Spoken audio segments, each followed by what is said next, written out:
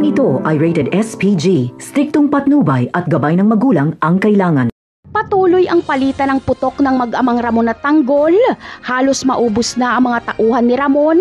Naghiwalay si Tanggol at Bubbles para madali nilang maubos sa mga kalaban.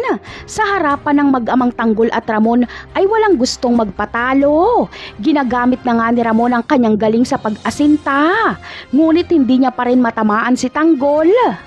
Habang si Tanggol naman ay galing at liksin ang katawan ng pinapairal, kaya hirap na hirap sila Ramon sa kanya. Ngayon lang nagkaroon si Ramon ng kalaban na mas magaling pa sa kanya, kaya hindi niya maitatanggi ang paghanga sa kanyang katunggali.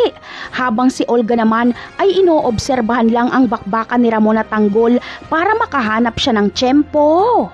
Kapag magkaroon ng pagkakataon si Olga ay pareho niyang papatayin si Ramon at Tanggol. Ito kasi ang matagal niya ng plano, ang makitang magpataya ng dalawa. Pero ang gusto ni Olga ay siya mismo ang papatay kay Tanggol. At nang sa ganon ay maipaghiganti niya ang anak niyang si Greg. Ngunit may mababaril kaya si Olga dito? Ang sagot ay wala. Bagkus ay siya pa ang babagsak dahil masasapul siya ni Bubbles. Walang alam si Olga na may kasama pang assassin na babae si Tanggol. Akala niya ay nag-iisa lang si Tanggol na tumangay kay Mokang. At dahil naghiwalay si Tanggol at Bubbles ay maiikot ni Bubbles si Olga.